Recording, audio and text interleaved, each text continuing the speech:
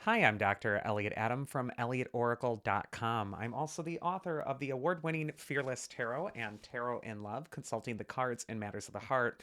Both books are available from Llewellyn Books. They're available online wherever books are sold. And if you like an empowering approach to tarot that isn't based on fear, doom, and gloom, you're going to get a lot out of these books. It is time for this week's Oracle reveal. So, yesterday on my social media, I placed up a photo of three different animals and I asked you to use your intuition and ask yourself which animal seems to be calling to you because that animal has your message. And the three animals were the beaver, the lion, and the hummingbird. So if you're just joining me now, ask yourself which animal seems to be getting stuck in your head. It doesn't have to be your favorite animal, it just has to be the one that you seem to be attracted to this week. So, for those of you who picked the beaver, it's an element of water animal in this deck. And beaver is known for its work ethic. It's a brilliant architect. And it's all about building for the future, building firm foundations of success for the future as well. And if you're attracted to beaver this week, this could be a time where you need to just get the job done. Whatever it is that you've been procrastinating about, or whatever it is that you really hope to see become a material reality one day, this might be the day that you actually start to get to work on it. You roll up your sleeves and you actually make it happen. The first card for the beaver is where it's best to place your focus for this next week. And we get the Nine of Wands. And the Nine of Wands is interesting because it shows this guy, he's got kind of a bandage on his head. It's like he's been bumped and beat up and bruised by life. And yet he's still standing. He's resilient. The Nine of Wands is reminding you that you've taken the heat, that it hasn't been easy up until now. Maybe whatever it is that you're building has caused some battle blows up until now. And yet, what you really need to align with is your strength. You need to align with that part of you that survives. The Nine of Wands also shows a figure here who's taken 8 of the 9 wands he's gathered and he's built a fence with them. And what that's a symbol for is a boundary. And when we carry that on with this beaver message, this could be a time where you're placing some protective parameters around your goal. You're really making time and space. You're carving out time in your schedule. You're protecting your ideas. And you're carving a boundary around what you're trying to create so that you can actually see it manifest. Sometimes, if we just leave ourselves open, other people decide what to do with our time for us. And so, this Nine of Wands could say it's time for you to stand up for your schedule that you're trying to implement, and it's time to actually make something work based on creating a boundary around it. The advice from your inner wisdom this next week, if you pick the beaver, is the Two of Swords, which for me is always a card of in between. You got the woman between the sky and the sea. She's in between the new moon and the full moon. And she's balanced between the two swords. And this could say that, for all of us, no matter where we are in our lives at this time, all of us in some way or another are in a state of in between. We're all transitioning into something else. And the Two of Swords is all about making peace with the in between, not feeling frustrated by it.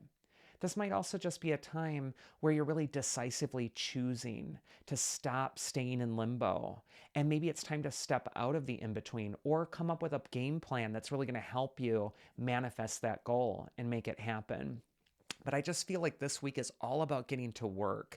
And it's not about, just kind of staying in that limbo, but it's about making a choice, make a decision, and do it, stick with it. And know that you're stronger than it may feel right now.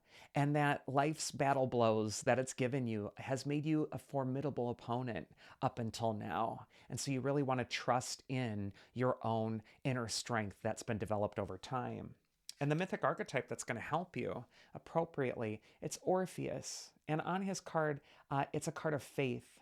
And Orpheus is all about having faith in your own song, trusting what it is that your gift is. Orpheus was the most skilled harpist, musician, singer of ancient Greece. And he was so good that he was even able to persuade the god of the dead, Hades, to release his long lost love. And so this is a card of trusting in what makes you talented, but also not being afraid to go into the realm of the shadow, to go into the realm of the underworld, and to really pull out that inner strength and to believe in yourself at this time. The next animal we're going to go into is the lion animal spirit. And I love this depiction of the lion because it shows the female lion. And a lot of times we see the lion as male with the mane around him. But it's the female lions who really do most of the work when it comes to the pride of lions. The females are the hunters, they're the ones who see to the family.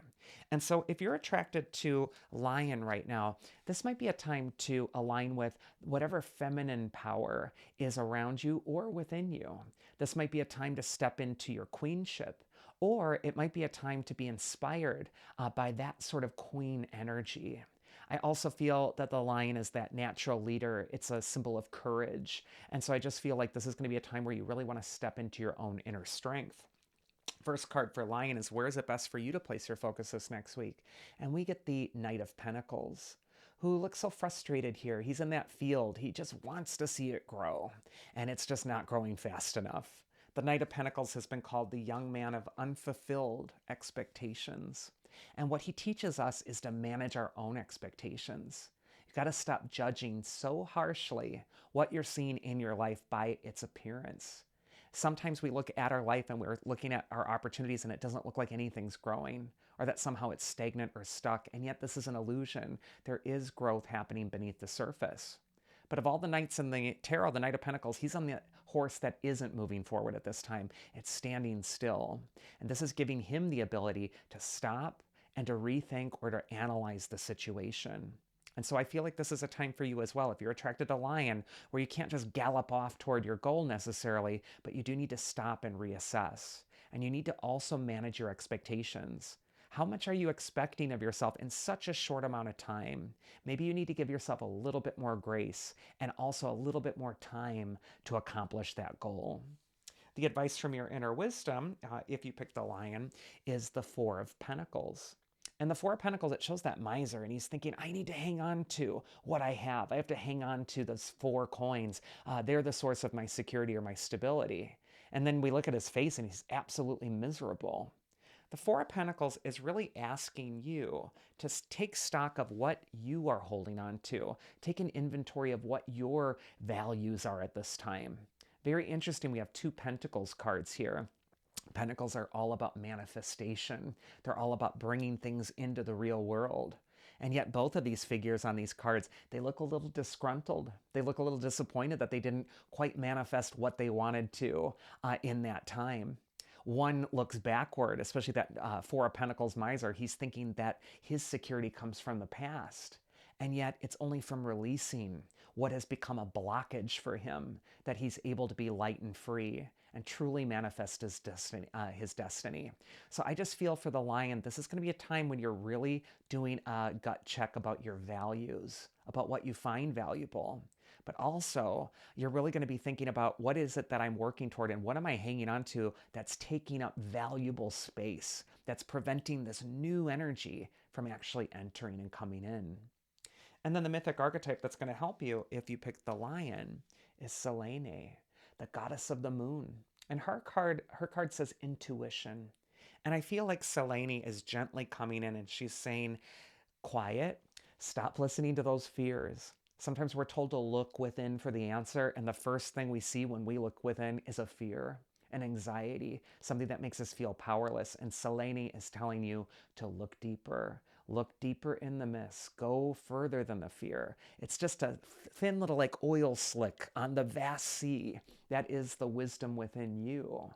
And it's time to penetrate that thin veil and get to your depth again. And if you can explore your intuition, your inner wisdom, it is going to guide you through this. It's also going to give you the correct perspective of what it is that you need to pay attention to and what it is that you actually can accomplish. But I do feel like you're needing to let go of something first.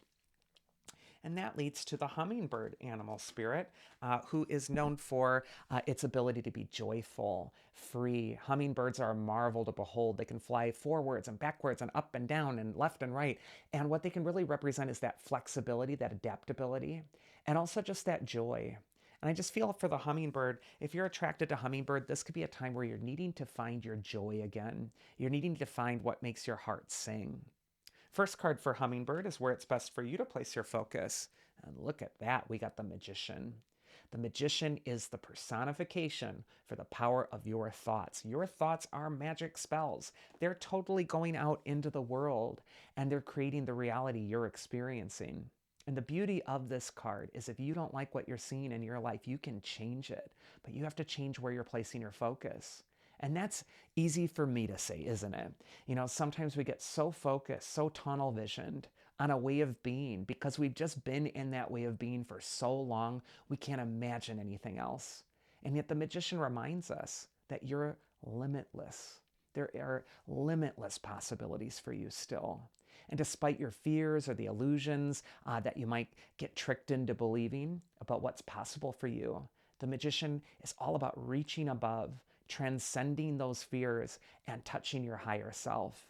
As above, so below. The wand upraised, channeling the higher self, the finger pointing down at the earth, manifesting it into reality. That is the magic of the magician.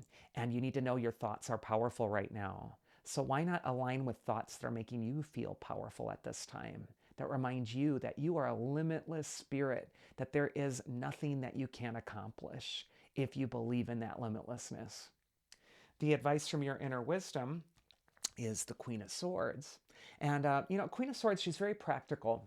So, as esoteric as my speech is about the magician and it's all about manifesting and staying focused on the positive, yeah, that's all good and fine. But the Queen of Swords is all about, yeah, but how do we do it? And she's about logical approaches. She's about getting to work. She's also about not making excuses. She wears the butterfly crown. She decisively transforms the energy. There is nothing victimy about the Queen of Swords. She shapes events. She isn't shaped by them. And what the Queen of Swords could be telling you or reminding you of is that your decisions, your choices give you great power. And yes, you can accomplish all these wonders that the magician is promising, but that you also do need a practical, reasonable, structured approach to it. And that you can't just sit and will it and wish it into being passively in your room, hoping it's going to come to your doorstep. That Queen of Swords is all about rolling your sleeves up, getting out into the world, making a choice, and being bold and not being afraid. The Queen of Swords, she gets such a bad rap because she's powerful and assertive. And I guess, some people are a little threatened by that with women. And yet the Queen of Swords doesn't have time for that nonsense. So this could be a time for you as well to stop worrying so much about being likable or accepted by others and instead making the choice that's right for you. And then the mythic archetype that's going to help you. Ooh, look at that. The tough medicine of the Moirai, the three fates. The three fates are telling you, you only get one strand of life where you are in the incarnation you're in right now. And why not make the most of it? Why accept anything but the best? The Moirai are all about really trusting in what is your destiny. And they put things into the context of the big picture. They govern life and death and growth.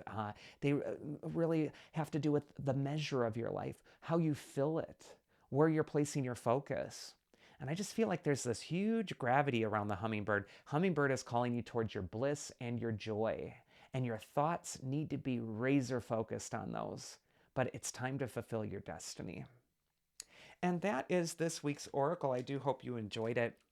If you did, you can always schedule a one-on-one session with me at elliotoracle.com. I just opened up my Saturday slots, so a lot of people wanted Saturdays, so I'm available on Saturdays now. I'm in England right now, so sometimes I am, a little bit off the clock from America and different places in the world, but I have some various hours going on, and you can see my schedule if you just click book a reading at elliotoracle.com. I also have a ton of free materials there.